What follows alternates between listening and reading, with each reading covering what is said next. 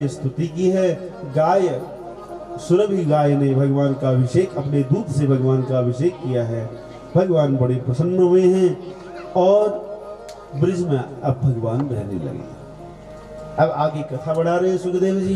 कहते हैं एकादश्याम निराहार समभ्यर्थ जनार्दनम स्नातुम नंदस्तु कालिंद्या द्वादश्याम जलमाविशत।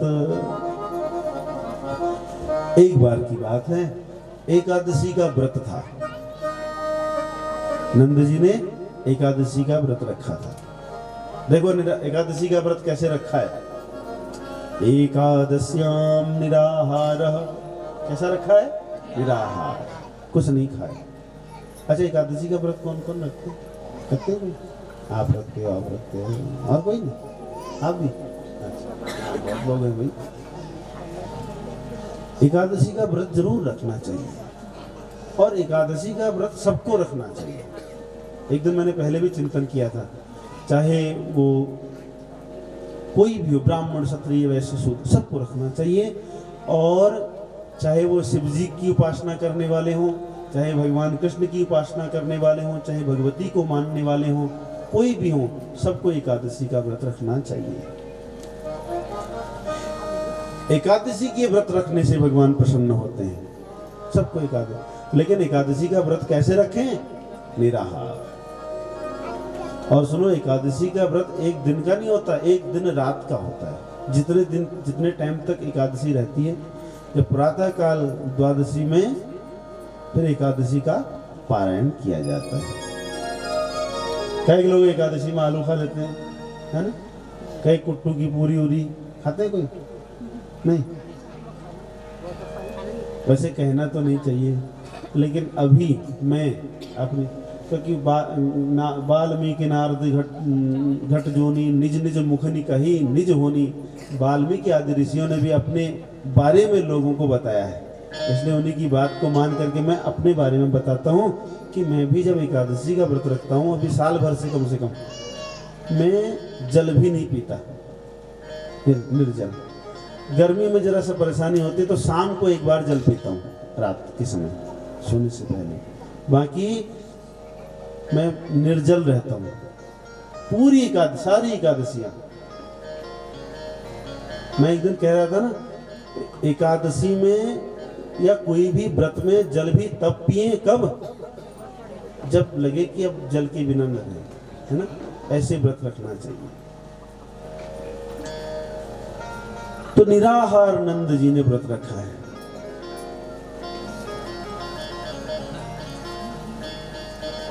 व्रत कैसे रहे? निराहार रहे।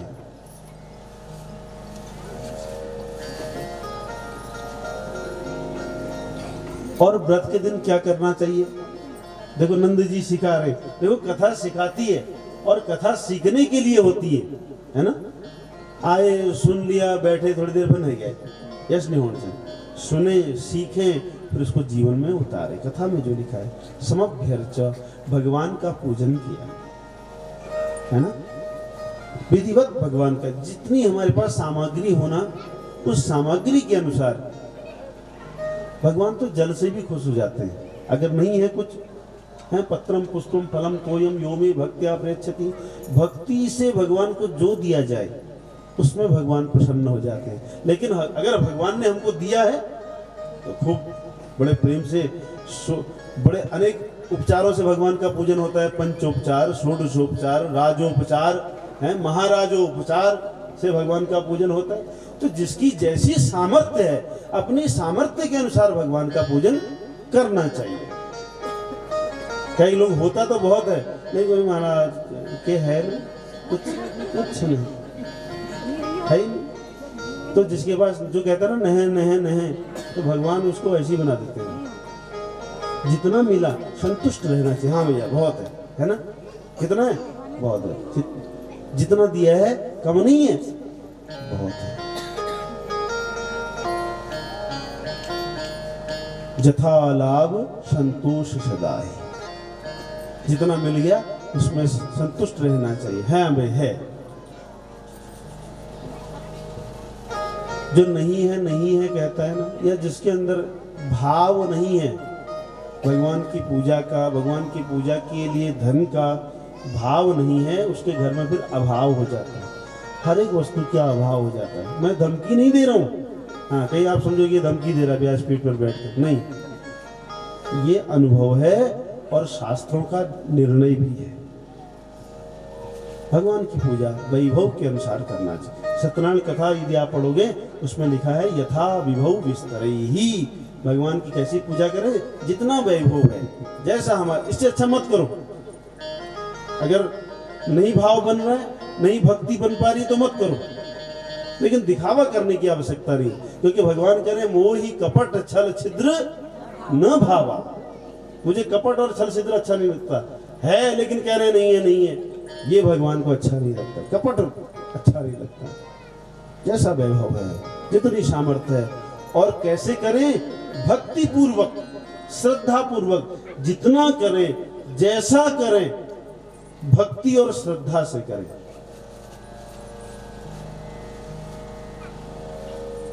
तो समभ्यर्च्य जनार्दनम, भगवान का विधिवत पूजन किया। आपको यदि याद होगा, मैंने सभी परिवार वालों से पहले ही दिन कहा था कि सुबह से लेकर के शाम तक इस मंत्र का जप करो, बताया था, लगातार इस मंत्र का जप करो, क्योंकि ये अवसर ऐसे तो रोज ही करना चाहिए, लेकिन आजकल आप इस यज्ञ में दीक्षित हैं तो आपको तो निरंतर इस मंत्र का जप करना चाहिए। तो जिस दिन व्रत करें उस मंत्र का जप करते रहे, उस देवता का चिंतन करते रहे दिन भर। और द्वादशी के दिन नंद जी ने जमुना जी में डुबकी लगाई, और जैसे ही डुबकी लगाई वरुण जी के दूत आए, पांव पकड़ करके खींच ले गए। अब सब लोग बोले महाराज नंद जी डूब गए, बचाओ बचाओ बचाओ, कन्हैया रक्षा करो। जैसे ही भगवान ने देखा, भगवान को समझ गए, वो तो अंतर्यामी है, उन्होंने जमुना जी में कूद लगाई और सीधे पहुंच गए वरुण जी की विभावरीपुरी में। अब जैसे ही वरुण जी की विभावरीपुरी पहुंचे, वरुण जी दौड़ते दौड़ते गए महाराज गेट पर, मुख्य द्वार पर, और भगवान के चरणों में प्रणाम किया। बड़े स्वागत करते हुए भगवान को लेकर के आए, अपने सिंहासन पर भगवान को विराजमान किया, अपने सिंहासन पर विराजमान किया, और भगवान का विधिवत षोडशोपचार विधिवत पूजन किया, और भगवान से प्रार्थना करी, अद्य मे निभ्रतो देहो देवार्थोऽधिगतः प्रभो, त्वदपाद भाजो भगवन् वापुः पारमध्वन। सबसे पहली बात जो बोली वरुण जी ने, वो बोली महाराज मेरी गलती नहीं है। पहली बात यही बोली, भगवान मेरी गलती नहीं है, मेरे ना सेवकों के द्वारा गलती हो गई है, मेरे सेवकों से गलती हो गई है। ये भी उन्होंने जानबूझ करके नहीं किया, अनजान में हो गया है। नमस्तुभ्यं भगवते ब्रह्मणे परमात्मने, न यत्र श्रूयते माया लोक सृष्टि विकल्पना। हे प्रभु, आपको प्रणाम करते हैं, आपको मैं बार बार प्रणाम करता हूँ, अनजान में हमसे अपराध हो गया है, इसलिए प्रभु मुझे क्षमा कर दो, मेरे भक्तों को क्षमा कर, मेरे सेवकों को आप क्षमा कर दीजिए। भगवान कुछ नहीं बोले, क्योंकि भगवान के भक्तों को कष्ट भगवान सहन नहीं कर सकते। भगवान की छाती पर जाकर के भृगु जी ने बैकुंठ में जाकर के लात मारी है ना, लेकिन भगवान ने भृगु जी से कुछ नहीं कहा। लेकिन यदि भगवान के भक्तों पर यदि कोई त्रास दे, कष्ट दे, तो ये भगवान सहन नहीं कर सकते हैं। तो वरुण जी को कुछ भी नहीं बोला, भगवान ने वापस आ गए, बड़ा सम्मान किया। वरुण जी ने नंद जी का भी खूब वस्त्र आभूषण, खूब सम्मान किया, खूब वस्त्र आभूषण पहनाए, और नंद जी को लेकर के भगवान वृंदावन पहुंचे। सब लोग देख करके हैरान हो गए, भाई ऐसा कैसे हो गया? अरे बाबा, जब तुम नहाने गए थे ना, तो तुम्हारे शरीर में एक भी कपड़े नहीं थे, और जब आ रहे हो इतने बहुमूल्य मणियां, इतने दिव्य दिव्य वस्त्र आपने पहन रखे हैं, और इससे भी बड़ी बात यह है आपके कपड़े भीगे भी नहीं है, आप तो जल में से आ रहे हो। ये क्या हो गया, कैसे हो रहा है सब? अरे नंद जी बोले क्या बताएं, बड़ा आश्चर्य हुआ महाराज। मुझे वरुण के दूत वरुण लोग ले गए, इतने में मेरा बेटा आ गया कन्हैया। अब जैसे ही ये कन्हैया आया तो वरुण खड़ा हो गया महाराज। इतना बड़ा देवता वरुण है, वो खड़ा हो गया और उसने मेरे बेटे की पूजा की। ऐसा लोक, ऐसी पूजा मैंने पहली बार देखी। बड़े बड़े देवता वहां विराजमान थे और सब मेरे बेटे की, ये कन्हैया की, लाला की पूजा कर रहे थे। और उन्होंने मुझे ये सब दिव्य दिव्य वस्त्र आभूषण पहनाए हैं। अच्छा, तो हमारे लाला का यश, इसका नाम इतनी दूर तक है क्या? बोले हाँ बिल्कुल, मुझे तो बड़ा आश्चर्य हुआ, पहली बार दूसरे लोक में भी इसका इतना नाम है। अच्छा जी, तो बोले जो वरुण जी इसकी पूजा कर रहे थे, कह रहे थे कि तू तो नारायण है। ब्रिजवासी बोले देखो हमको भी लग रहा था कि ये कोई साधारण तो है नहीं। अच्छा ये नारायण है क्या? बोले वो देवता तो ऐसा ही कह रहा था भाई कि ये नारायण है। तो अच्छा, अब सब लोग आपस में बात कर रहे हैं, अगर ये नारायण है तो इसका लोक कैसा होगा, वो बैकुंठ कैसा होगा? ये हमको एक बार बैकुंठ घुमाएगा क्या? बैकुंठ दिखाएगा हमको? एक ने तो कन्हैया से जाकर के कह दिया, है ना, क्योंकि भक्त उसी को तो कहते हैं जिसका मन निश्चल हो, निर्विकार हो। जाके कह दिया, ओ कन्हैया मैंने तो सुना भाई तू तो नारायण है, अगर तू नारायण है तो हमको अपने लोक का दर्शन तो करा, एक बार दिखा तो सही तेरा लोक कैसा है। बड़ी महिमा हमने सुनी है, ब्राह्मणों के द्वारा, ऋषियों के द्वारा, वेदों के द्वारा बड़ी महिमा सुनी है वैकुंठ की। भगवान बोले अच्छा। तो श्री सुखदेव जी बोले, इति संचिन्त्य भगवान महाकारुणिको हरिः दर्शयामास लोकं स्वं गोपानां तमसः परम। अब जब भगवान से ऐसा कहा तो भगवान सोच में पड़ गए। सोच में कौन पड़ गए? बोले हरि। हरि कौन है? परमात्मा है, नारायण है, जो भक्तों के सारे पापों को, तापों को हरण कर लेते हैं और भक्तों की इच्छाओं को पूर्ण करने वाले हैं, ऐसे भगवान श्री हरि। चिंता में पड़ गए, सोच में पड़ गए, क्या करें। और लेकिन वो हरि कैसे हैं? बोले भगवान हैं। अभी हम कह रहे थे ना भगवान किसको कहते हैं? जो कुछ भी कर सकता है। जब वो कुछ भी कर सकता है तो इनको वैकुंठ का दर्शन भी करा सकता हूं। देखो वैकुंठ में पहुंचना इतना सरल नहीं है। जब कर्मों का फल नष्ट हो जाता है, जब कर्म का एक भी फल नहीं रहता, जब सारी वासनाएं समाप्त हो जाती हैं, तब जाकर के वैकुंठ की प्राप्ति होती है, भगवान की प्राप्ति होती है। अब अभी तो इनकी आयु बची है, तो इनको कैसे वैकुंठ का दर्शन कराएं? और सशरीर भी कोई वैकुंठ नहीं जा सकता, नियम ही नहीं है, ऐसा कोई नियम नहीं है ना? तो महाकारुणिकः, भगवान के लिए एक विशेषण दिया है। ये बहुत करुणा है इनके अंदर। भगवान कैसे हैं? करुणावान हैं, करुणा निधान हैं और महाकरुणा निधान है। करुणा जाग गई भगवान की, और जब भगवान की करुणा जाग जाती है, जब भगवान भक्त के वश में हो जाते हैं, तो भगवान विधि का बनाया हुआ नियम भी तोड़ देते हैं। महाराज हमने एक दिन चिंतन किया था कि अपना मान टले टल जाए, पर भक्त का मान न टलते देखा। भगवान ने कहा चलो भाई हम तुमको वैकुंठ ले चलते हैं। सबको लेकर के आए और एक कुएं में स्नान कराया। बोले सब लोग डुबकी लगाओ, जहां पर डुबकी लगाई, और जैसे ही सबने आंखें खोली तो वैकुंठ, ब्रह्म कुंड में स्नान कराया। आज भी वृंदावन यदि आप जाओगे तो वहां ब्रह्म कुंड है, जहां पर उन गोपों को भगवान ने स्नान कराया था। ब्रह्म कुंड में जैसे ही सब लोगों ने डुबकी लगाई, वैकुंठ पहुंच गए। ददर्शुर्ब्रह्मणो लोकम यत्रार क्रूरोद्यगात् पुरा नंदादयस्तुतं दृष्ट्वा परमानंद निवृता। अब वो नंदादि गोपों ने वैकुंठ का दर्शन किया। बड़ा आनंद, बड़ा दिव्य वो लोक है महाराज, जहाँ भगवान विराजमान हो, जहाँ साक्षात श्री लक्ष्मी जी विराजमान हो, उस लोक की क्या महिमा गाए, है ना। बड़ा दिव्य, वहां बड़े बड़े देवता नारद आदि ऋषि भगवान की स्तुति कर रहे हैं, देख रहे हैं। स्वयं ब्रह्मा जी भगवान की स्तुति कर रहे हैं। दिव्य लोक है। अब सब बोले भाई यहाँ तो सब कुछ तो दिखाई दे रहा है, लेकिन कन्हैया नहीं दिखाई दे रहा है। कन्हैया कहाँ है, ढूंढो तो जरा। अब सब लोग ढूंढने लगे तो सामने भगवान विराजमान हैं, एक दिव्य शैया पर भगवान विराजमान हैं।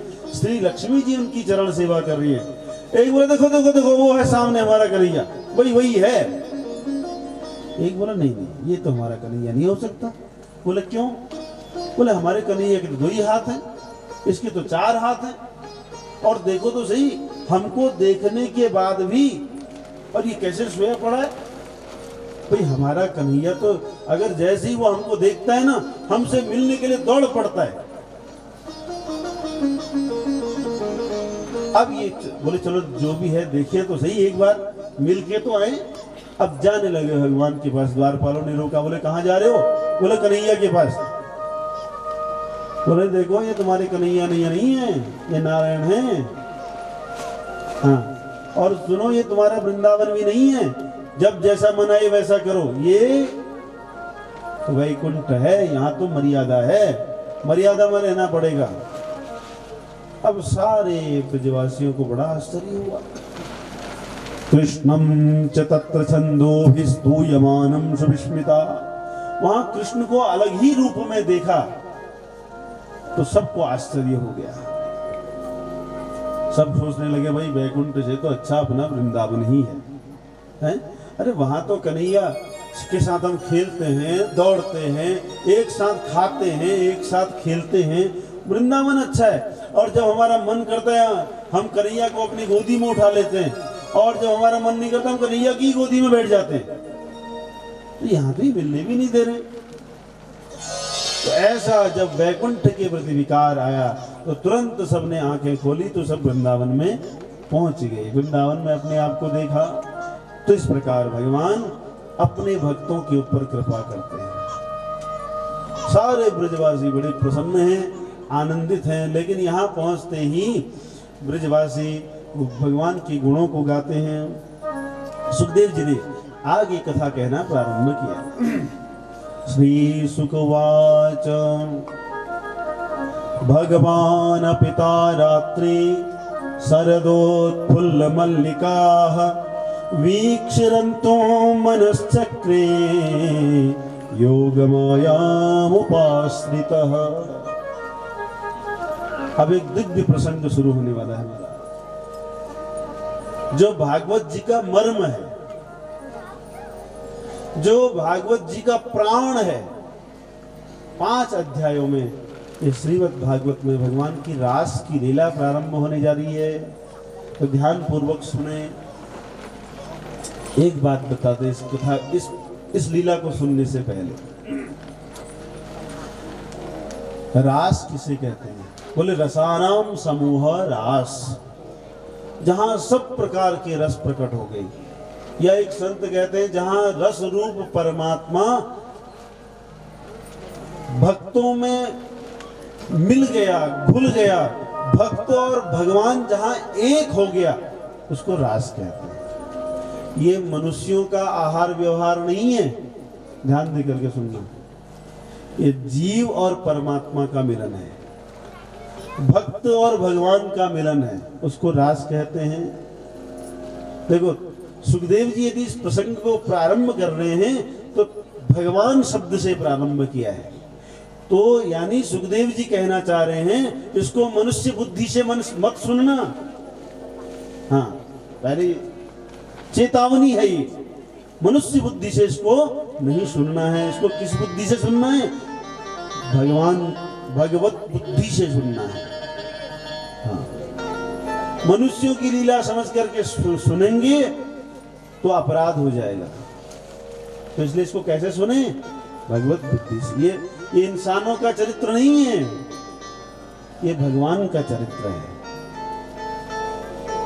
और एक बात, भगवान ने रास किसके साथ किया है? गोपियों के साथ। गोपी कौन है जानते हो? गोपी भाव है। गोपी न स्त्री है न पुरुष है। गोपी क्या है? भाव। गोभी इंद्रियैहि कृष्ण भक्ति रसम पिबती आसा गोपी। जो सभी इंद्रियों से भगवान के भक्ति के रस का पान करते हैं वो गोपी है। आंखों से भगवान का दर्शन करती हैं, कान से भगवान की महिमा गाती हैं, महिमा सुनती हैं, वाणी से भगवान की महिमा को गाती हैं, हाथों से भगवान की सेवा करती हैं। प्रत्येक इंद्रियां उनकी भगवान की सेवा में है। इसलिए गोपियों को भक्ति का आचार्य कहा गया। भक्ति की जो आचार्या हैं वो गोपी हैं। गोपियों ने अपना तन मन धन सर्वस्व भगवान को समर्पित कर दिया। और दूसरी बात, अगर आप स्त्री बुद्धि से उनको देखते हो तो फिर हमको रास का फल प्राप्त नहीं होगा, रास समझ में नहीं आएगी। ये गोपी कौन है? इन्होंने अनेकों जन्मों तक तप किया है और भगवान से प्रार्थना की है कि हे प्रभु आपका अंग संग प्राप्त हो, आपकी लीला में हम सहभागिता करें। तो भगवान ने आशीर्वाद दिया कि जाओ द्वापर युग में आप गोपी बन करके आए। जब भगवान श्री राम वन में गए थे ना, वनवास हो गया था, तो वन में गए श्री राम लक्ष्मण सीता जी। लक्ष्मण जी तो थोड़ी देर के लिए भगवान से दूर हो भी जाते हैं, लेकिन सीता जी हमेशा भगवान की छाया के समान भगवान के साथ रहती हैं। तो वन में जो ऋषि मुनि हैं उन्होंने सीता जी को देखा तो विचार करने लगे, ओहो कितनी धन्य है ये स्त्री, कितनी धन्य है जो इसको भगवान का अंग संग प्राप्त है। काश हमको भगवान ये सौभाग्य प्राप्त कराते, हम भी स्त्री बनकर के इनके साथ रहते और इनका अंग संग इनका सानिध्य हमको प्राप्त होता। तो भगवान तो मन की बात जानते हैं। उन सभी ऋषियों को भगवान ने आशीर्वाद दिया कि तुम जाओ द्वापर युग में आप स्त्री बनो, गोपी बन करके आपको मेरा सानिध्य प्राप्त होगा। तो ये ऋषिजा हैं, ऋषि हैं पूर्व जन्म के। और कुछ देव स्त्रियां हैं, कुछ देवता हैं। ये देवता देव स्त्रियां भी भगवान का अंग संग चाहते हैं, भगवान का सानिध्य चाहते हैं, भगवान का साथ चाहते हैं। तो भगवान ने इनकी इच्छाएं भी पूर्ण की हैं, ये गोपियां बनी हैं। और एक बात बताऊं, रास के प्रसंग में भगवान की आयु क्या थी? 8 वर्ष 1 महीना। क्या आयु थी? 8 वर्ष 1 महीना की तरह। ये सब याद करने वाली बात है। लोग बहुत रास शब्द को बहुत गलत अर्थ में बोलते हैं ना। हाँ। और गोपी कौन है? भगवान शंकर गोपी हैं। आप वृंदावन जाओगे ना तो भगवान गोपेश्वर के रूप में आज भी विराजमान। रोज शाम को भगवान शंकर का गोपी जी के रूप में, गोपी के रूप में श्रृंगार होता है ना। भगवान को नथनी पहनाई जाती है, कानों में बाली पहनाई जाती है, सुंदर वस्त्र उड़ाए जाते हैं, काजल लगाया जाता है, लाली लगाई जाती है। भगवान शंकर भी गोपी बन करके उस रास में पहुंचे थे। ये भगवान शंकर कौन है? जिन्होंने कामदेव को भस्म कर दिया था। काम का बस नहीं चलता भगवान शंकर के ऊपर। ऐसे भगवान शंकर भी उस रास में सम्मिलित हुए थे। हाँ, तो ये रास को स्त्री पुरुष का मिलन मत समझ लेना कोई। जहां शंकर जी साक्षात भगवान शंकर पधारे हैं। शंकर जी ही नहीं, नारद जी भी राधा जी के सामने हाथ जोड़े खड़े हैं। हे देवी, हे किशोरी श्री राधा जी, मुझ पर कृपा कर दो, मैं भी रास में सम्मिलित होना चाहता हूं। राधा जी ने कहा महाराज यहाँ पुरुष रूप में प्रवेश नहीं है। बोले मुझे स्त्री बना दो। तब श्री नारद जी को श्री राधा जी ने राधा कुंड में स्नान करवाया है और श्री नारद जी गोपी के रूप में आए हैं। तो मैं पहले ही कह रहा था कोई स्त्री नहीं है, गोपी भाव है।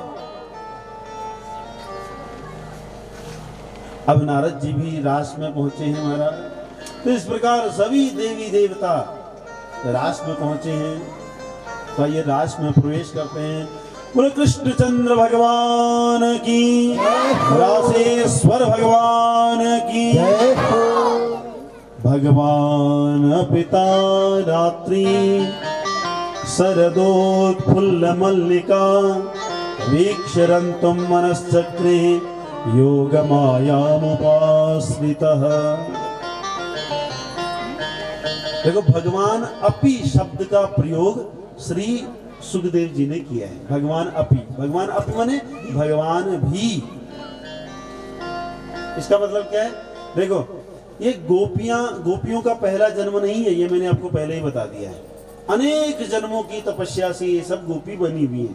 तो अनेक जन्मों से भगवान से मिलने का इनका मन है, भगवान के साथ रहने का इनका मन है, भगवान के एकदम निकट रहने का इनका मन है, भगवान से मिलने का इनका रोज मन करता है।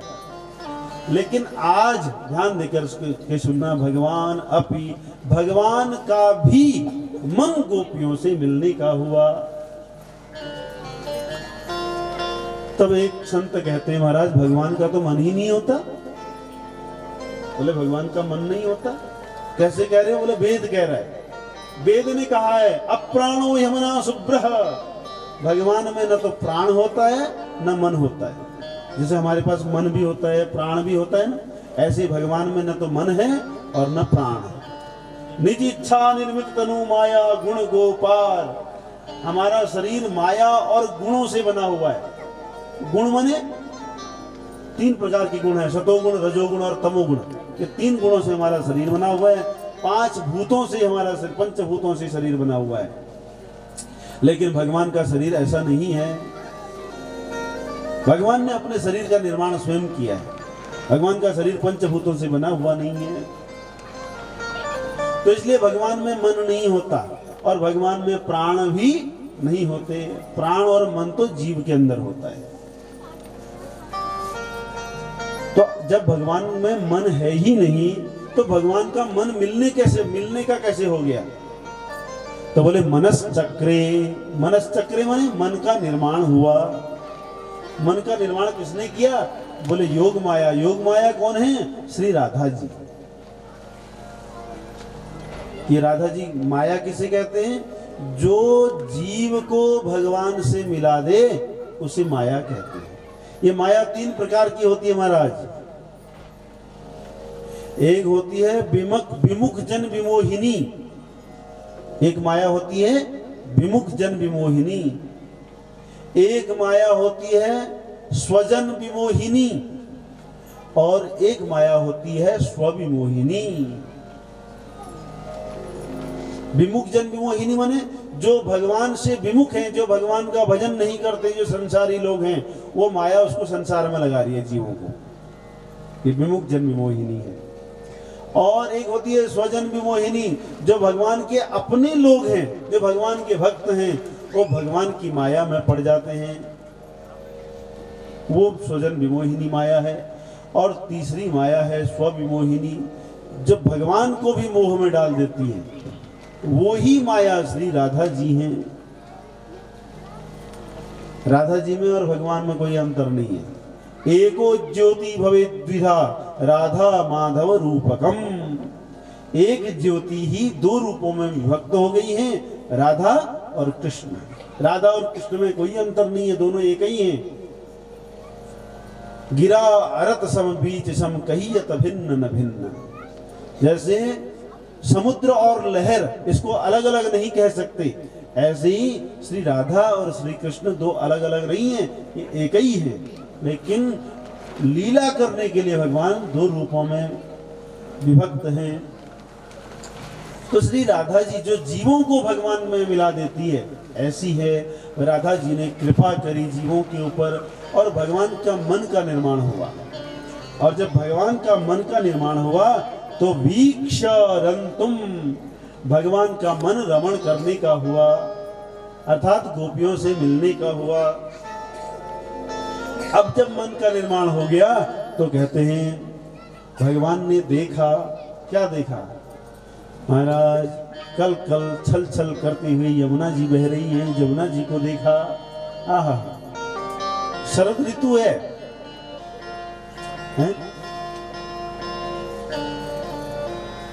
उस शरद ऋतु में जमुना जी एकदम स्वच्छ हो गई है और कल कल छल छल करती हुई बह रही है, बड़ा दिव्य शब्द हो रहा है।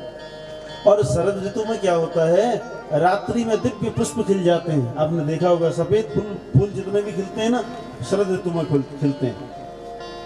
और रात्रि में हमेशा सफेद फूल रात्रि में खिलते हैं। मालती आदि पुष्प जिनमें बड़ी सुगंध होती है ना, बहुत सुगंध युक्त पुष्प खिले हैं, मल्लिका आदि पुष्प खिले हुए हैं और उनमें सुगंध बह रही है। वृंदावन में चारों तरफ दिव्य सुगंध ही सुगंध फैल रही है, निर्मल वायु बह रही है।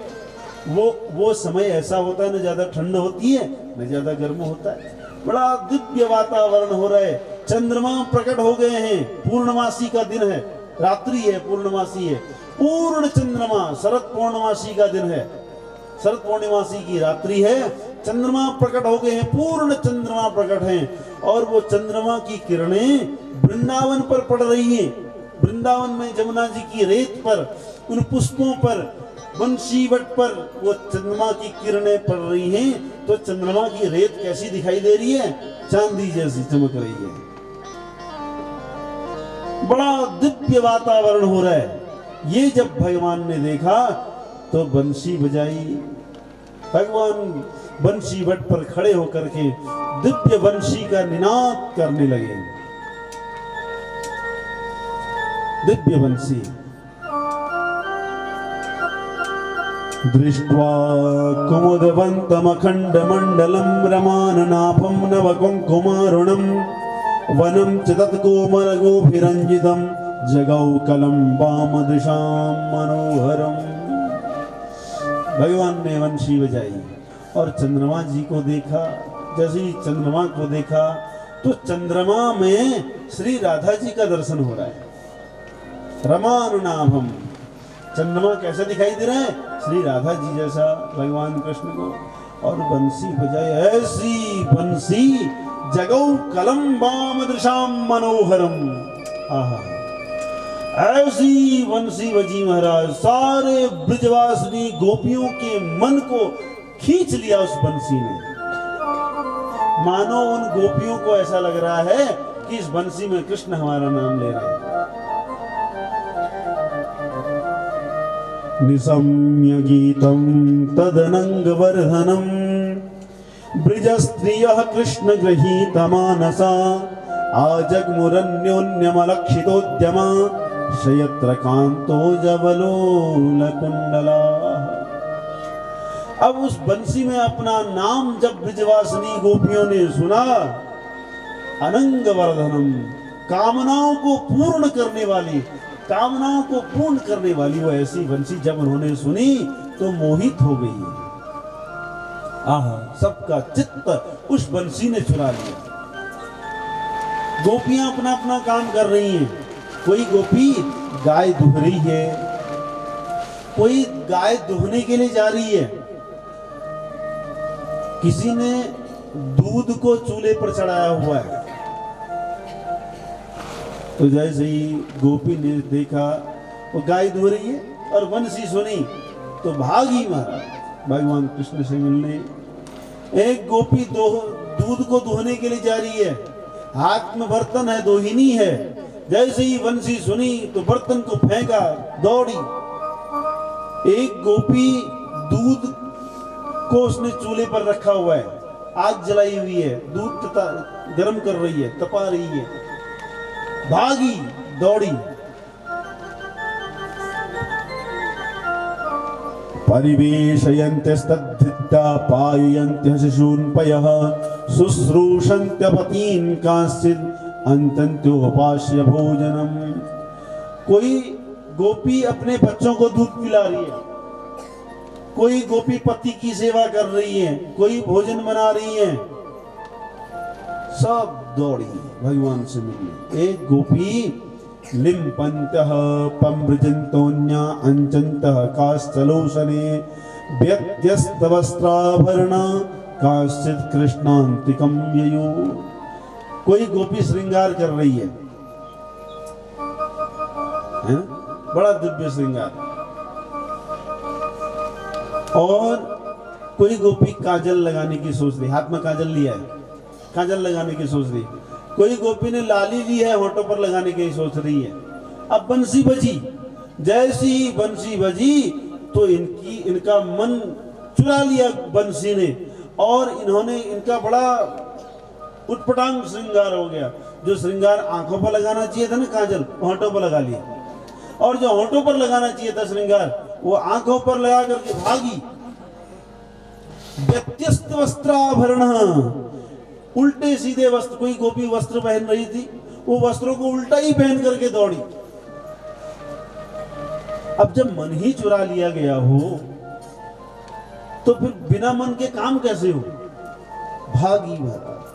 अच्छा एक बात आपको बता दें, सब कुछ गलत हो सकता है महिलाओं के द्वारा, माताओं के द्वारा, लेकिन श्रृंगार कभी गलत नहीं हो सकता। हो सकता है भूल के भी श्रृंगार गलत नहीं हो सकता, लेकिन अब सोचो इन गोपियों का मन कैसा होगा कि श्रृंगार ही भूल गई,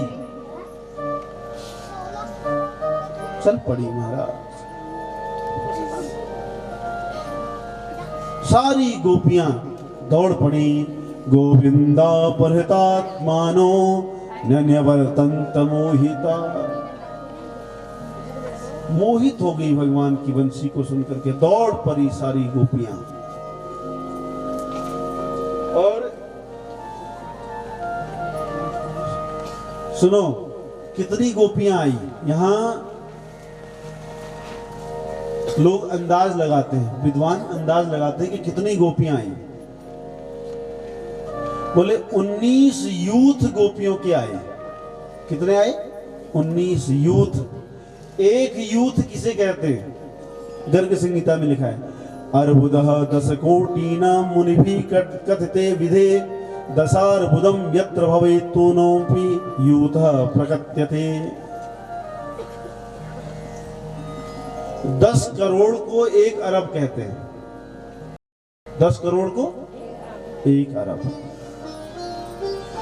तो 10 अरब गोपियों का एक यूथ है। कितना? 10 अरब का एक यूथ, तो 19 यूथ पहुंचे हैं। आप लगाओ हिसाब कितनी गोपियां हैं। इतनी सब गोपियां भगवान के सामने पहुंची है महाराज, और भगवान को गोपियों ने देखा, और भगवान की भगवत्ता को देखो कि प्रत्येक गोपी को ऐसा लग रहा है कि कृष्ण मेरे सामने है। प्रत्येक गोपी को ऐसा लग रहा है कृष्ण मेरे सामने है, मैं कृष्ण को देख रही हूं और कृष्ण मुझे देख रहे हैं। अब जब पहुंच गई, भगवान ने कहा स्वागतम वो महाभागा प्रियम किम करवाणि वह ब्रजस्या नामयम कच्चित ब्रूतागमन कारणम।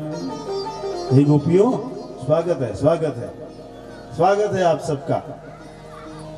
अब बताओ मैं आपका क्या प्रिय करूं? आप आ गई, आपका स्वागत है, लेकिन मैं आपकी क्या सेवा करूं? अरे सुनो, ब्रूतागमन कारणम, आई क्यों? क्यों आई? अब सब गोपियों को बड़ा आश्चर्य हुआ। अभी तो इन्होंने बांसुरी में हमारा नाम लिया था, हमको बुलाया था, तभी तो हम आई, और अब पूछ रहे कि क्यों आई? किसी ने कोई जवाब नहीं दिया, कोई बोल ही नहीं पाई। तब भगवान बोले रजन्येषा घोर रूपा घोर शतपन्ने निषेविता प्रतियात ब्रजम में हस्तेयम स्तेभीषु मध्यमा। अरे गोपियों ध्यान से सुनो,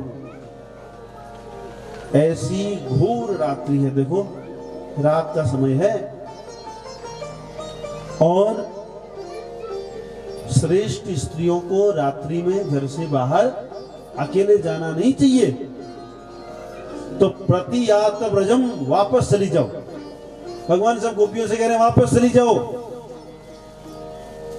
लेकिन कोई गोपी कोई जवाब नहीं देती है।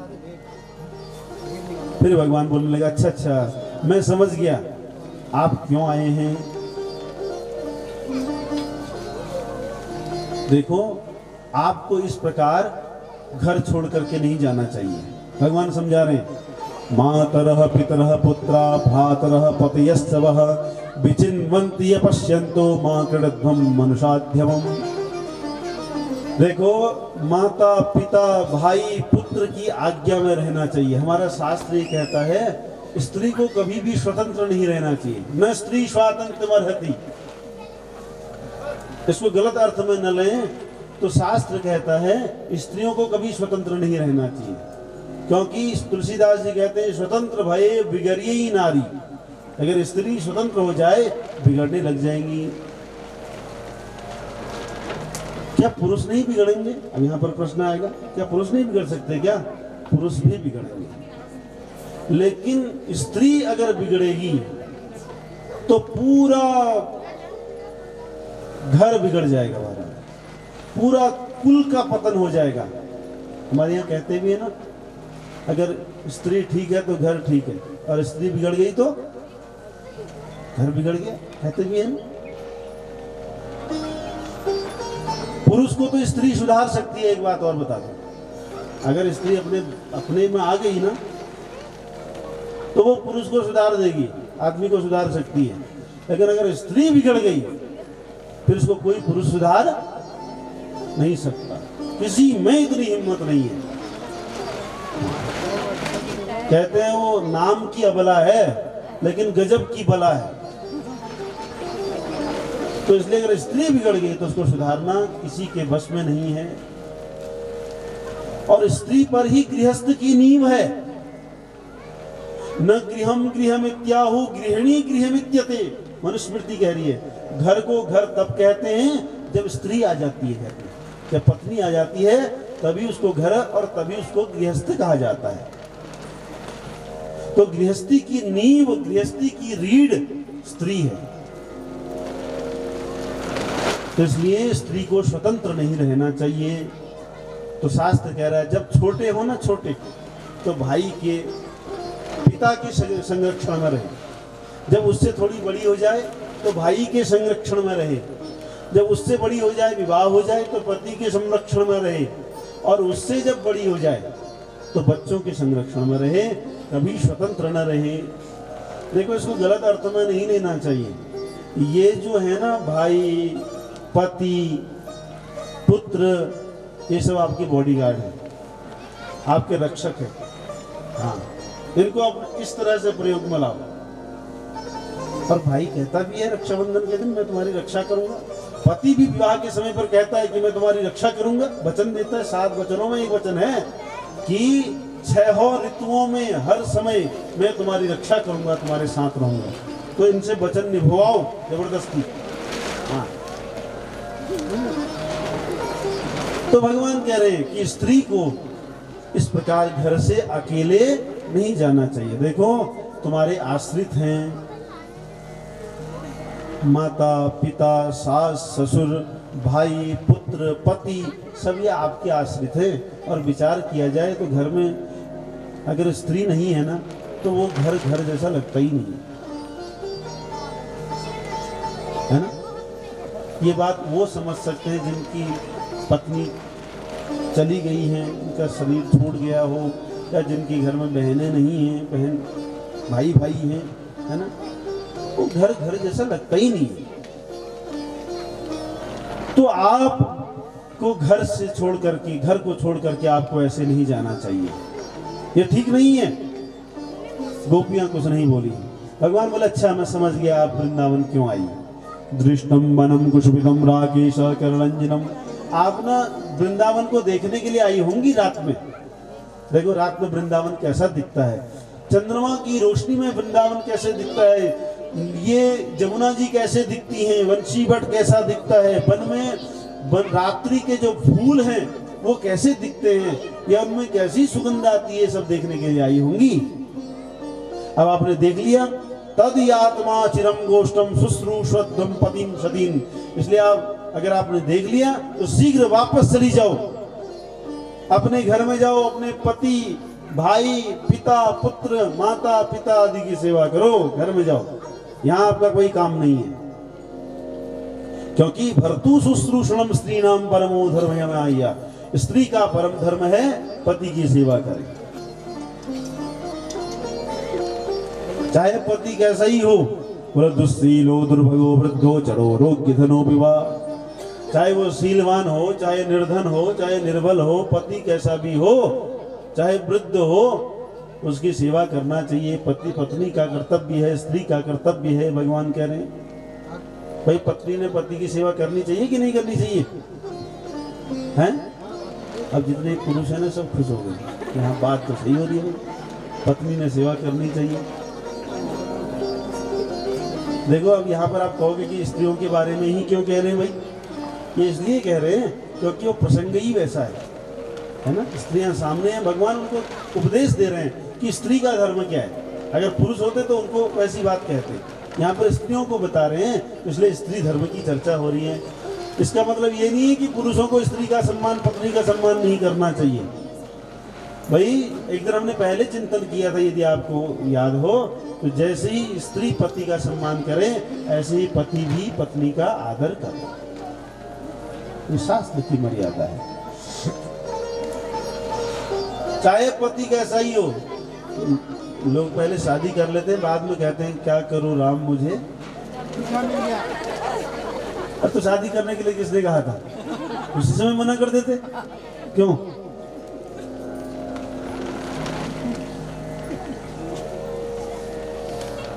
अब जब शादी होगी, अब ये विचार की दिन नहीं है, अब विचार नहीं करना है, आपको व्यवहार करना है। जैसा भी हो पति, उसका सम्मान करना चाहिए।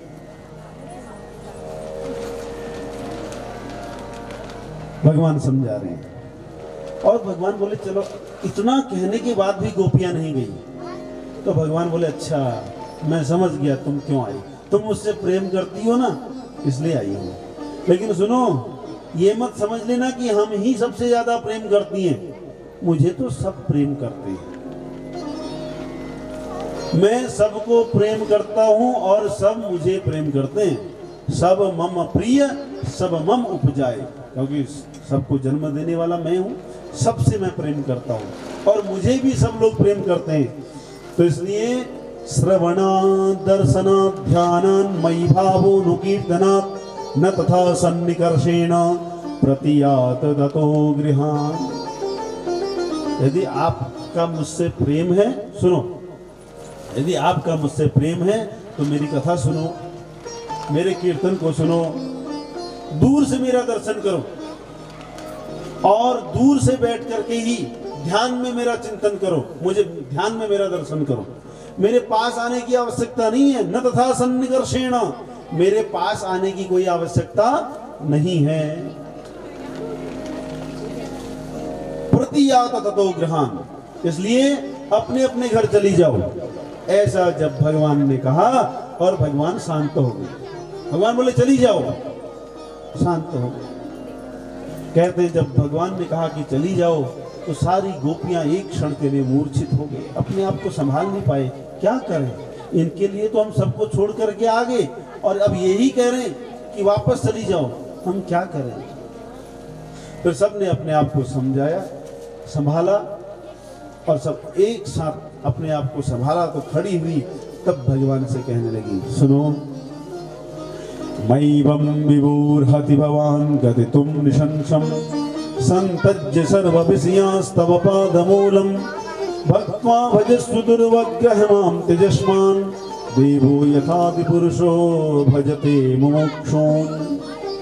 गोपियां कहने लगी, हे प्रभु हमको डराओ मत कि चली जाओ, आपने तो कह दिया चली जाओ, लेकिन हम जाएं कैसे? हम ऐसे ही नहीं आए हैं आपके पास, आप समझो कि ये सब ऐसे ही आ गए एक के पीछे एक। नहीं नहीं, संतज्य सर्व विषयांस्तव पादमूलम, हम सारे विषयों को छोड़ करके आए हैं, सारी विषयों की लालसा को छोड़ करके आए हैं। अब हमारे मन में संसार को भोगने की, संसार से विषयों को भोगने की बिल्कुल भी इच्छा नहीं है। कैसे? जैसे हे प्रभु, हे भक्त, एक भक्त आपको बचता है, आपका स्मरण करता है, आपका जप करता है, आपको पाना चाहता है, ऐसे ही आपको पाने के लिए निरंतर प्रयास करती हैं। और देखो, आपने जो कहा कि आपके पति हैं, पुत्र हैं, परिवार है, देखो प्रभु, ये पति पुत्र परिवार तभी तक है जब तक आप नहीं हैं। एक कहानी सुनाई गोपियों ने, बोले प्रभु आपके प्रश्न का उत्तर इसी में है। सुनो, एक बार क्या हुआ, एक स्त्री थी, वो बड़ी पतिव्रता थी, अपने पति को बहुत प्रेम करती थी। एक दिन इसके पति ने कहा कि मुझे विदेश जाना पड़ेगा। अब इसकी पत्नी ने कहा प्रभु मैं आपके बिना कैसे रहूंगी, मैं आपके बिना तो जी ही नहीं सकती, आपके बिना मैं एक क्षण जीवित नहीं रह सकती, या तो मुझे भी अपने साथ ले जाओ। पति बोला नहीं, आपको नहीं ले जा सकता, आपको घर पर रहना पड़ेगा।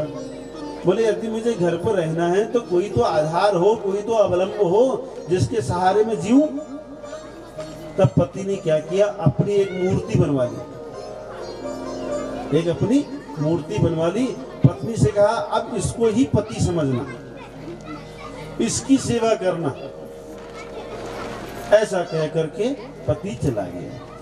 अब पत्नी ने दरवाजा अंदर से बंद कर दिया, घर के अंदर ही रहती और उस पुतले रूपी पति की सेवा करती, उसी को पति समझ करके उसी की सेवा करती। अच्छा, एक दिन क्या हुआ, उसका पति विदेश से वापस आ गया, उसने दरवाजा खटखटाया, बोले दरवाजा खोलो।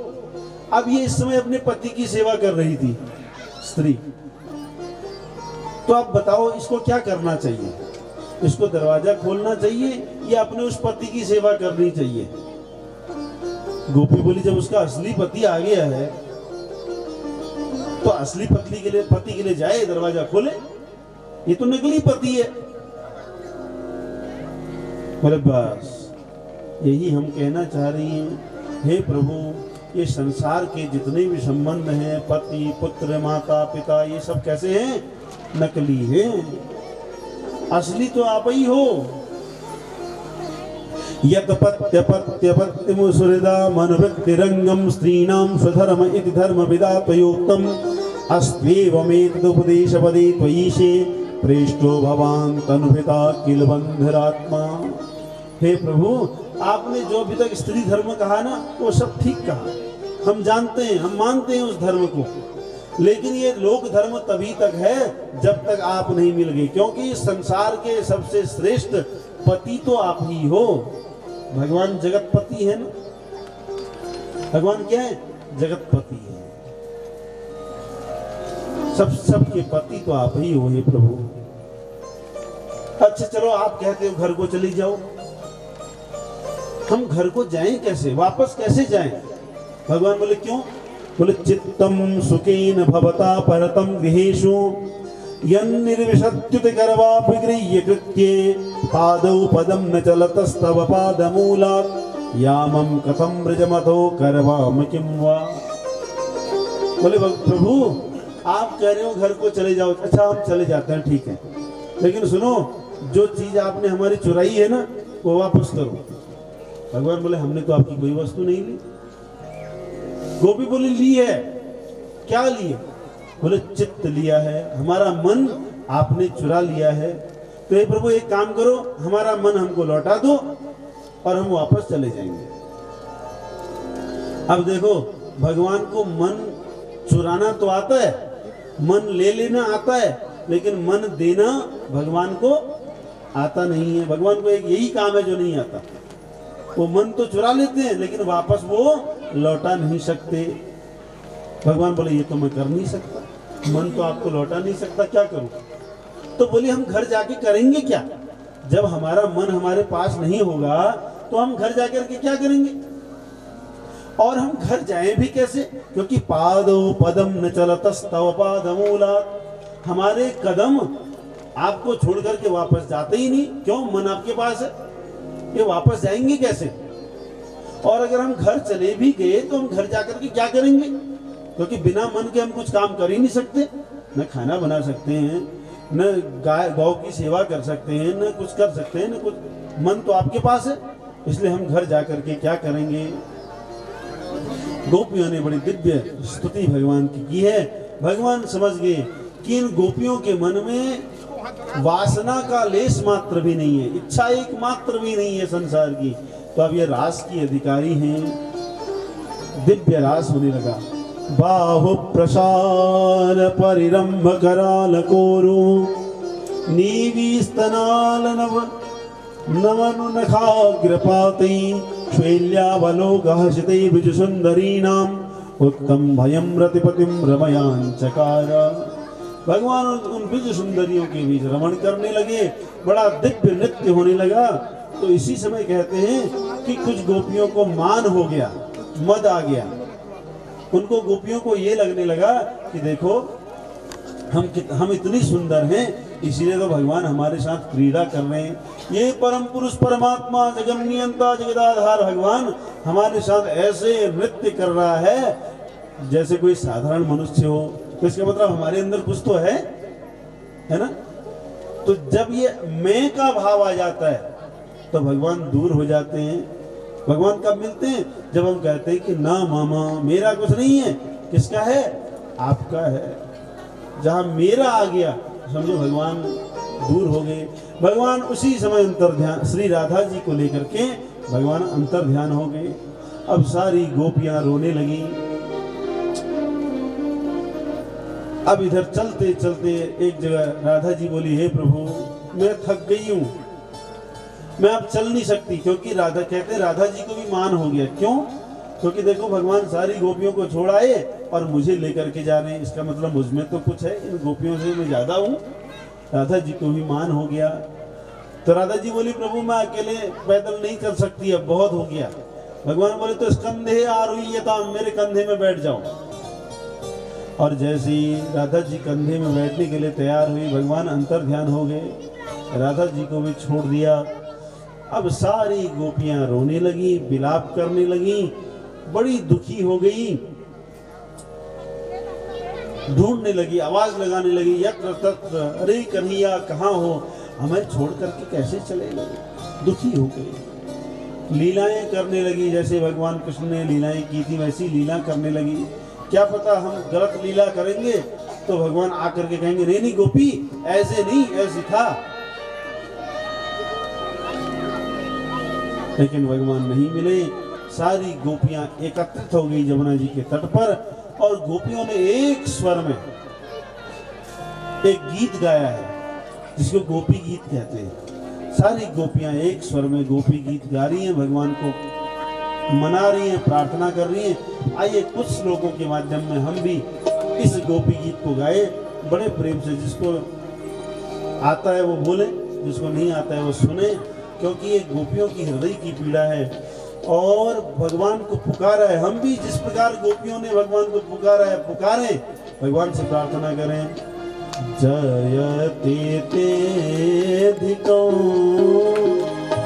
जन्मना व्रजा जयते इंद्रिया साधु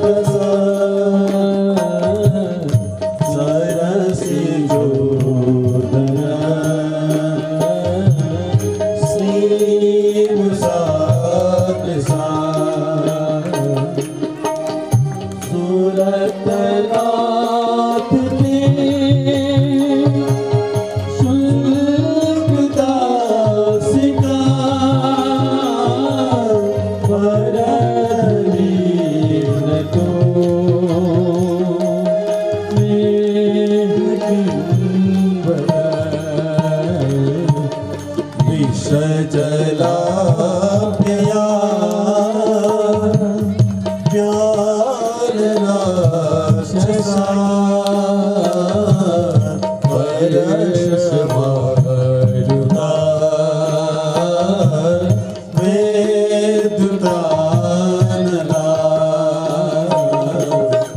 विस्मयात्मजा विस्मतो भया देवया रक्षिता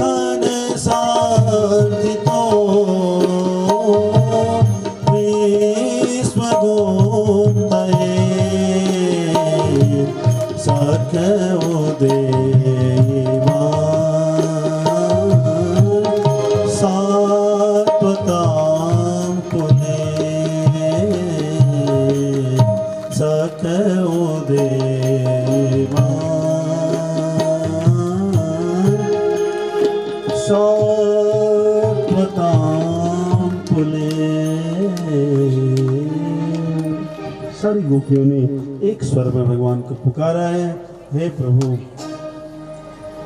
प्रकट हो जाइए। बड़ी दिव्य स्तुति गोपियों ने की है। गोपियों की इस स्तुति को सुनकर के श्री सुखदेव जी कह रहे हैं, इति गोप्यः प्रगायन्त्यः प्रलपन्त्यश्च चित्रधा रुरुदुः सुस्वरं राजन् कृष्ण दर्शन लालसा। गोपी विलाप कर रही हैं और जोर जोर से रो रही हैं भगवान कृष्ण के दर्शन करने के लिए। तो जब इस प्रकार से रोने लगी तो भगवान प्रकट हो गए। तासामाविर्भूच्छौरे कृष्यमयमान मुखमुखाम्बजः पीताम्बरधरास्त्रगवे साक्षात् मन्मथः। दिव्य पीताम्बर को धारण करने वाले, मनमथ काम भी मनमथ देने वाले, मनमथ किसे कहते हैं? कामदेव। कामदेव के भी मन को चुरा देने वाले भगवान तुरंत प्रकट हो गए। बोलो कृष्णचंद्र भगवान की।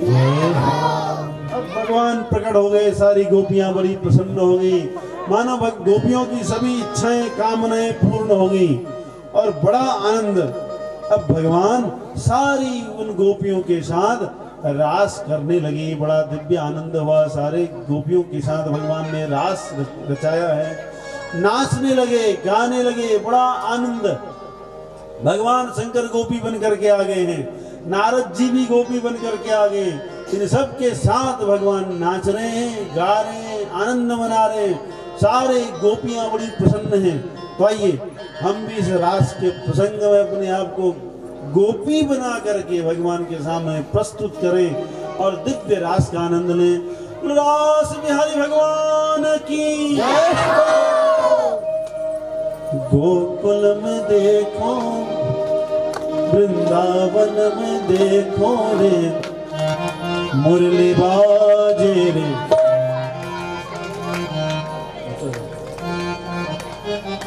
आइए बड़े प्रेम से।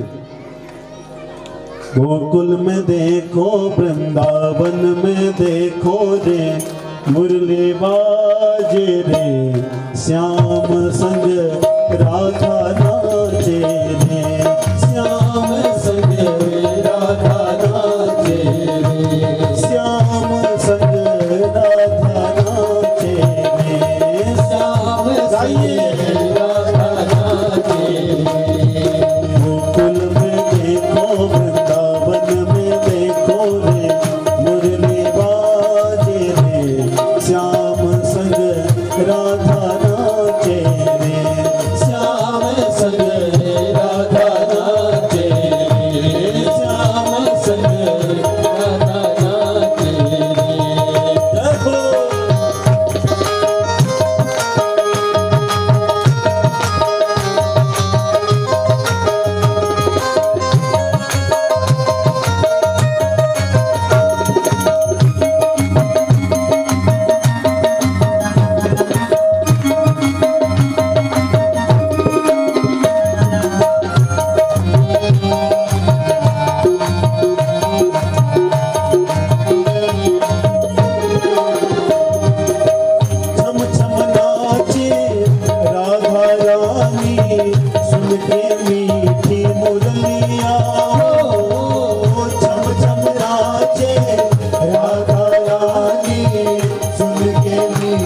मुरलिया। चम चम नाचे राधा रानी सुन के मीठी मुरलिया। चम चम नाचे राधा रानी सुन के मीठी मुरलिया। श्याम छवि पे सब बलिहारी ग्वाल पाल और गैया। श्याम छवि पे सब बलिहारी ग्वाल ग्वाल और गैया। सरर सरर चाले रे सरर सरर चाले रे मधुरे पुरवैया रे मेघा गाजे रे श्याम संग राधा नाचे रे। श्याम संग राधा नाचे रे। गोकुल में देखो वृंदावन में देखो रे मुरली बाजे रे श्याम संग राधा नाचे रे। श्याम संग राधा नाचे रे।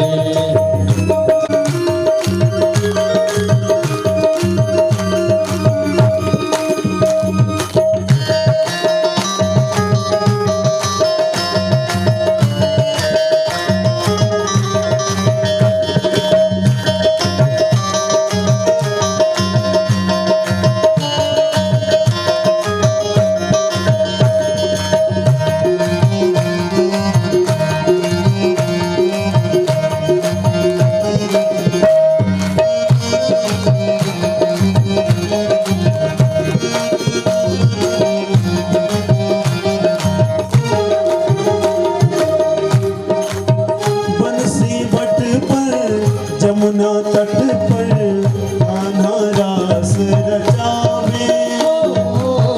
बंसी बट पर जमुना तट पर कान्हा रास रचाए। ओ बंसी बट पर जमुना तट पर कान्हा रास रचाए। बंसी भट पे जमुना तट पे कान्हा रास रचाए। गोपी बनकर शंकर आए गोपेश्वर कहलाए। गोपी बन गए शंकर आए गोपेश्वर कहलाए। डम डम डमरू बाजे डम डम डमरू बाजे कान्हा की मुरली पे सब जग नाचे रे श्याम संग राधा नाचे रे श्याम संग राधा नाचे ओ श्याम संग राधा नाचे रे श्याम संग राधा नाचे गोकुल में देखो वृंदावन में देखो रे मुरली बाजे रे श्याम संग राधा नाचे रे श्याम संग राधा नाचे।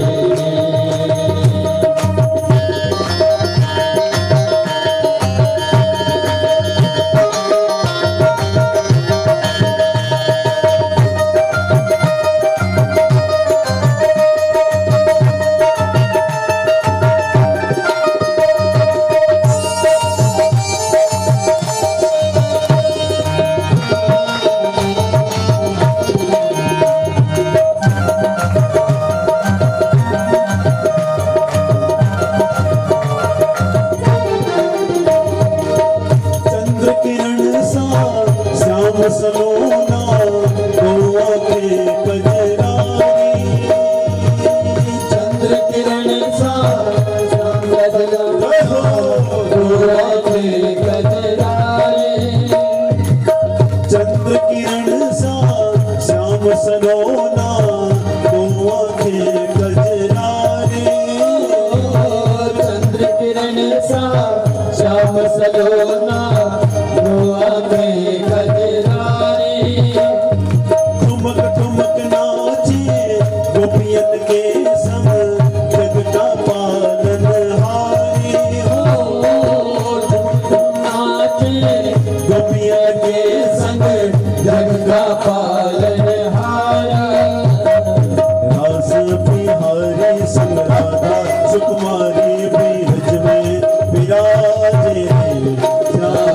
संग राधा नाचे रे, श्याम संग राधा नाचे रे। गोकुल में देखो वृंदावन में देखो रे, मुरली बाजे रे, श्याम संग राधा नाचे रे, श्याम संग राधा नाचे रे।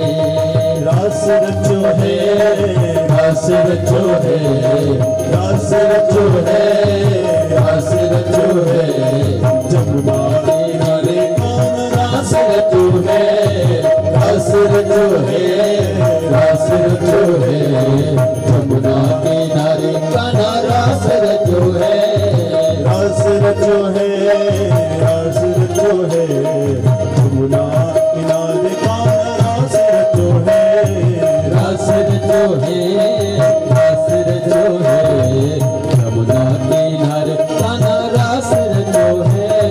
राधा नाचे, राधा नाचे, कृष्ण नाचे, नाचे गोपीजन, राधा नाचे कृष्ण नाचे नाचे गोपीजन, मन मेरो बन गयो सखी रे पावन वृंदावन, मन मेरो बन गयो सखी रे पावन वृंदावन। क्योंकि रास रचो है, रास रचो है, रास रचो है, रास रचो है, जमुना किनारे रास रचो है, रास रचो है, रास रचो है, जमुना किनारे कान्हा रास रचो है। सूरज नाचे, चंदा नाचे, नाचे तारागण, सूरज नाचे चंदा नाचे नाचे तारागण, सूरज नाचे, चंदा नाचे, नाचे तारागण, सूरज नाचे चंदा नाचे नाचे तारागण, मन मेरो बन गयो सखी रे पावन वृंदावन। मन मेरो बन गयो सखी रे पावन वृंदावन। और क्योंकि रास रचो है, रास रचो है, जमुना किनारे कान्हा रास रचो है, रास रचो है, रास रचो है, जमुना किनारे कान्हा रास रचो है।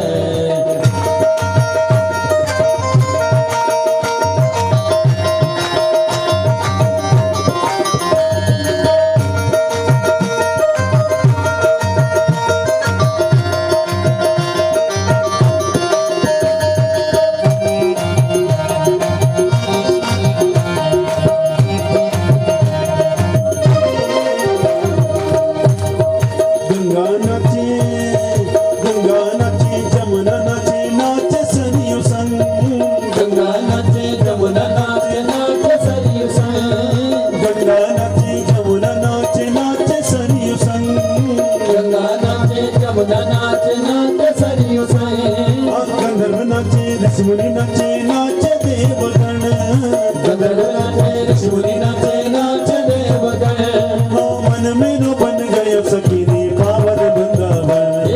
मन मेरो बन गयो सखी रे पावन वृंदावन।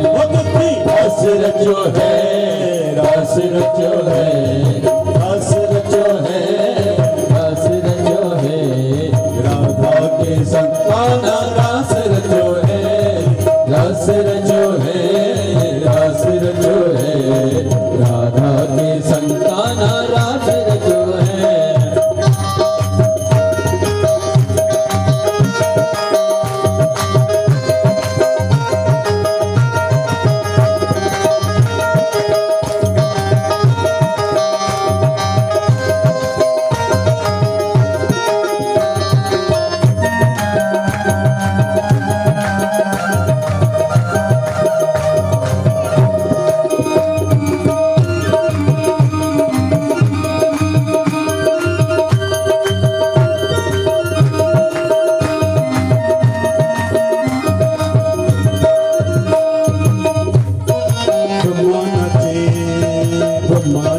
शंकर नाचे नाचे नंदगण, ब्रह्मा नाचे शंकर नाचे नाचे नंदीगण, ब्रह्मा नाचे शंकर नाचे नाचे नंदगण, ब्रह्मा नाचे शंकर नाचे नाचे नंदीगण, ब्रह्मा नाचे शंकर नाचे नाचे नंदगण।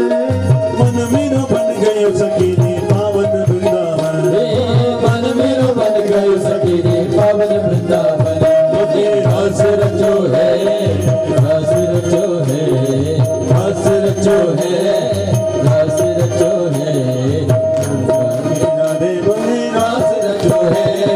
रास रचो है, रास रचो है, यमुना किनारे गाना रास रचो है, रास रचो है, रास रचो है, यमुना किनारे गाना रास रचो है, यमुना किनारे गाना रास रचो है, यमुना किनारे गाना रास रचो है।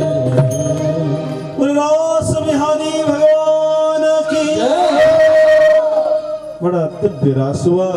सारी गोपियों के सबके मनोरथों को भगवान ने पूर्ण किया है। और सुखदेव जी ने एक बात परीक्षित जी से कह दी, हे परीक्षित जी ध्यान दे करके सुनो, ये रास कैसा हो रहा है। रे में रमेशो ब्रज सुंदरी भीर यथार्भक स्वप्रतिबिंब विभ्रमः। भगवान इन ब्रज सुंदरियों के साथ कैसे नृत्य कर रहे हैं? बोले जैसे एक बालक शीशे को देख करके, शीशे में अपने आप को देख करके प्रसन्न हो जाता है। इसका मतलब क्या है? भगवान का और गोपियों का रास नहीं हो रहा है, या गोपियों का भगवान का ये नाच गाना नहीं हो रहा है। भगवान ही भगवान के साथ नाच गा रहे हैं। क्योंकि गोपी तो तन्मय हो गई है ना। अब गोपियों का अपना मन तो है नहीं, गोपियां भगवान में मिल गई हैं और भगवान गोपियों में मिल गए हैं। स्वप्रतिबिंब विभ्रमः। सुखदेव जी कह रहे हैं, हे परीक्षित ध्यान से सुनो, नई तद समाचरे जातो मनसा पीयनीश्वरः विनश्यत्याचरण मौढ़्याद्यथा रुद्रोक्तिजं विषम। परीक्षित सुनो, भगवान की लीलाओं का अनुसरण नहीं करना चाहिए। समझ में आ रही बात? भगवान की लीलाओं का अनुसरण नहीं करना चाहिए। अर्थात रास तो भगवान ही कर सकते हैं। रास करने के अधिकारी गोपियां हैं और रास करने वाले कौन हैं? भगवान है। भगवान के अलावा और किसी में इतनी सामर्थ्य नहीं है जो रास कर सके। तो रास कोई नहीं कर सकता। और एक बात बताओ, जैसा भगवान कर सकते हैं वैसा हम कर सकते हैं क्या?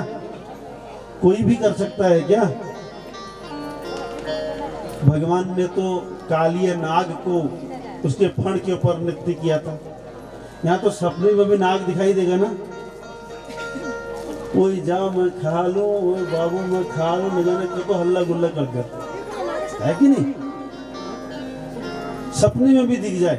और ये कालिया नाग कैसा था पता है? 108 फणों वाला था, तो सामान्य नहीं था। या हमें को छोट मोट सांप दिखाई दे ना, तो मुझे हालत खराब है जी। ये नाग 108 फणों वाला था। भगवान उसके फणों पर नृत्य कर रहे हैं। हम तो सांप को देख करके तो बेहोश हो जाए, है ना? और भगवान शंकर, देखो भगवान की लीलाओं का हम अनुकरण कर ही नहीं सकते। भगवान शंकर ने क्या किया था? विष पिया था। कोई विष पी सकता है? नहीं पी सकता है। तो इसलिए भगवान की लीलाओं का अनुकरण हम कर ही नहीं सकते। भगवान श्री कृष्ण ने 7 वर्ष की अवस्था में 7 दिन रात पर्यंत अपनी छोटी उंगली में, कनिष्ठिका उंगली में उस विशाल पर्वत को धारण किया। अब 10 किलो के पत्थर को लेकर के एक दिन खड़े हो जाओ, हो सकता है कोई? चलो 1 किलो के पत्थर को लेकर खड़े हो जाओ। अच्छा खाली खड़े हो जाओ 2 दिन तक, कोई हो सकता है? तो भगवान की लीला है ये, इसको तो भगवान ही कर सकते हैं। इसलिए भगवान की लीला का अनुकरण नहीं करना चाहिए। यदि कोई करेगा, लिखा है, यदि कोई करेगा विनश्यत्वाचरण, आचरण करते ही नष्ट हो जाएगा। हाँ, उसका पतन हो जाएगा। इसलिए ईश्वराणाम वचः सत्यम तथैवाचरितम क्वचित, भगवान की लीला का अनुकरण नहीं करना चाहिए। फिर किसका अनुकरण करें? बोले भगवान के बातों का अनुकरण करें। भगवान ने जो बातें बताई हैं गीता में, महाभारत में भगवान ने जैसा जैसा कहा है वैसा करना चाहिए, लेकिन वैसा करते। भगवान ने कहा माता पिता की सेवा करनी चाहिए, लेकिन सेवा तो छोड़ो, भली के बोले जाओ इसको बहुत आजकल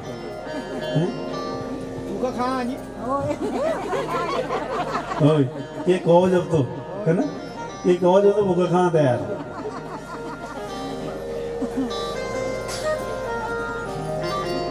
तो भगवान की लीला का अनुकरण नहीं कर सकते, भगवान के वचनों को मानना चाहिए, भगवान के वचनों का अनुकरण करना चाहिए। बोलो कृष्णचंद्र भगवान की विक्रीडितम ब्रजवधूभिरिदं च विष्णु श्रद्धान्वितो शृणुयात् वर्णयेद् यः भक्तिं परां भगवती प्रदलभ्य कामं हृदरोगमाश्वपहिनोत्यचिरेण धीरः।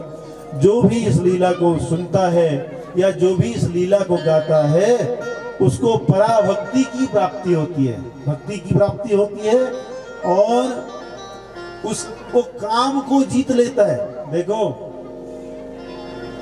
एक बात सुन लो, ये काम की लीला नहीं है, ये राम की लीला है, कृष्ण की लीला है, ये काम की लीला नहीं है। इसलिए जो इसको सुनेगा वो काम को जीत लेगा,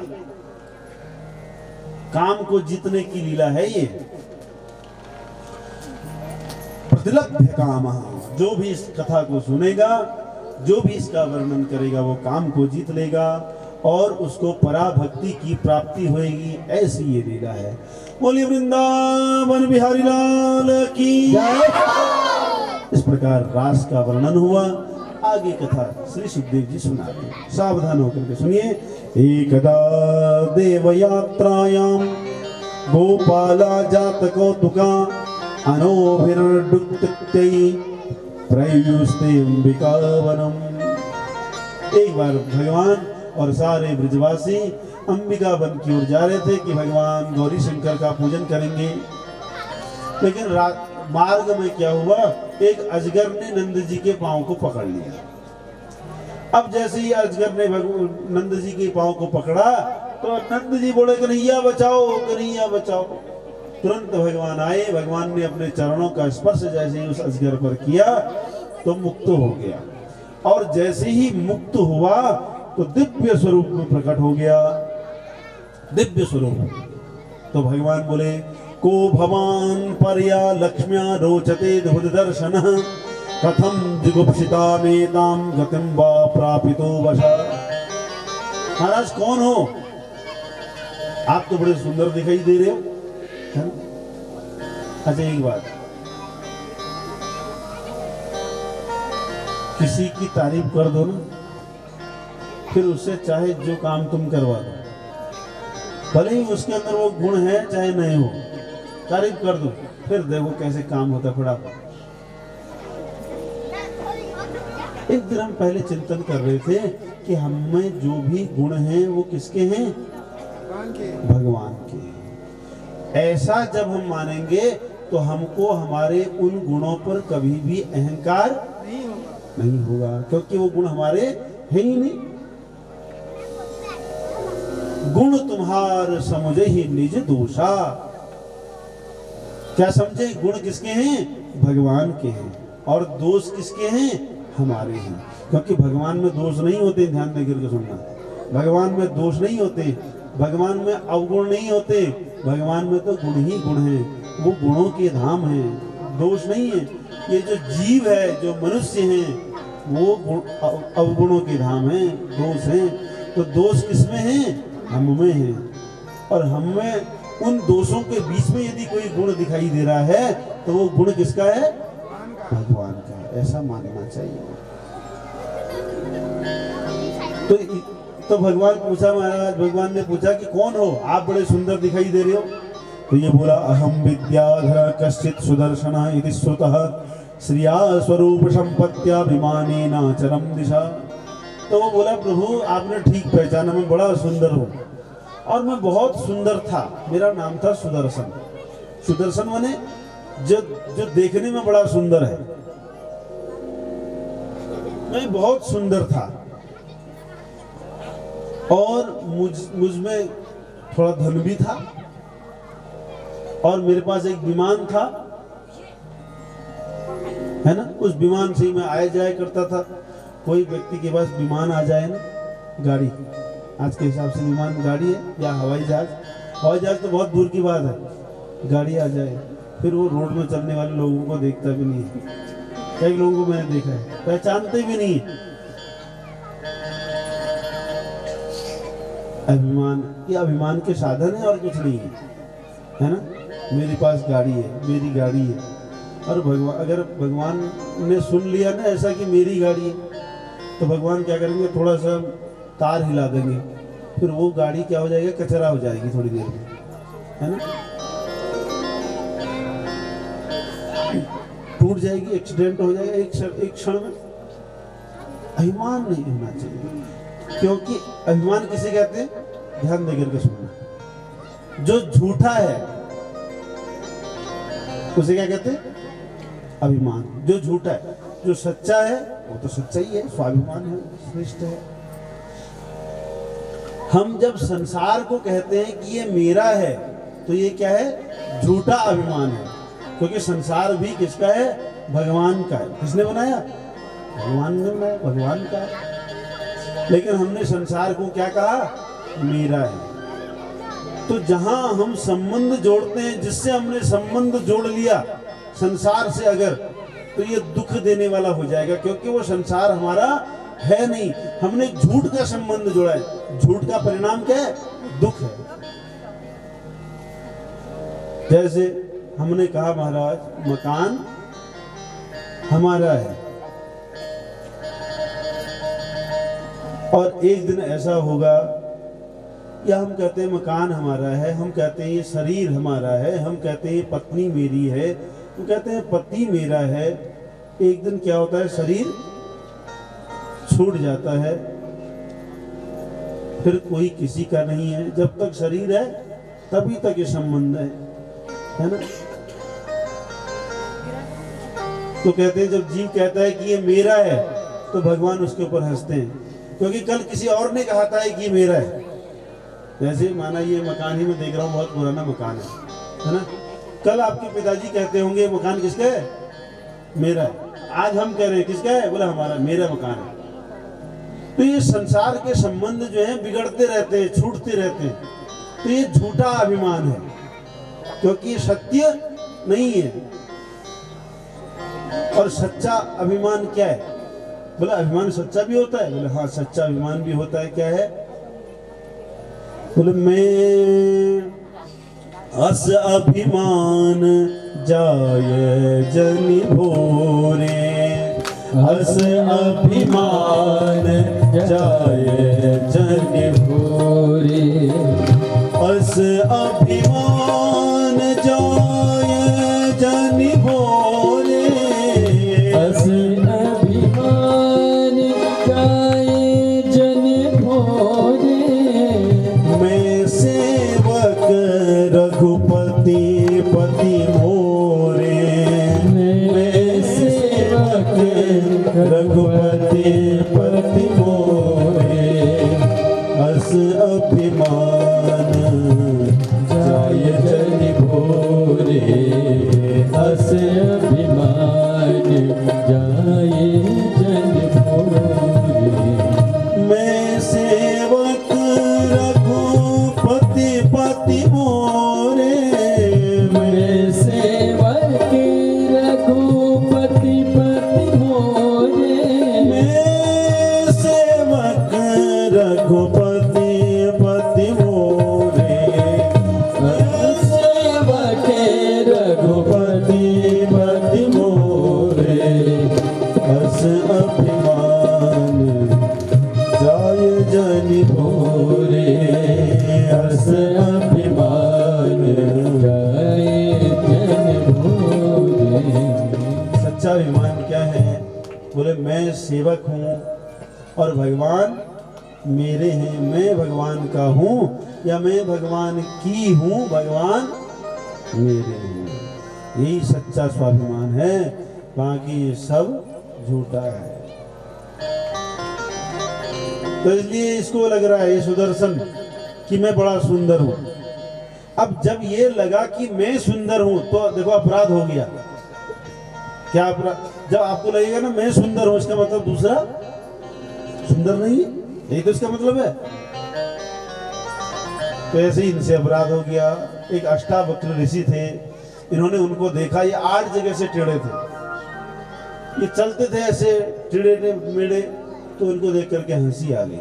देखो जिसका जैसा स्वभाव है, जिसका जैसा स्वरूप है, उसको उसके कर्मों के अनुसार भगवान ने बनाया। अपने कर्मों के अनुसार भगवान ने हर एक व्यक्ति का स्वभाव स्वरूप नियत किया है। कोई काला है, कोई गोरा है, कोई टेढ़ा है, किसी का एक हाथ नहीं है, किसी का पांव नहीं है, तो ये उसके कर्मों का परिणाम है। लेकिन हमको उसको देख करके उपहास नहीं करना चाहिए, किसी का उपहास नहीं करना चाहिए, है ना, किसी का उपहास नहीं करना चाहिए।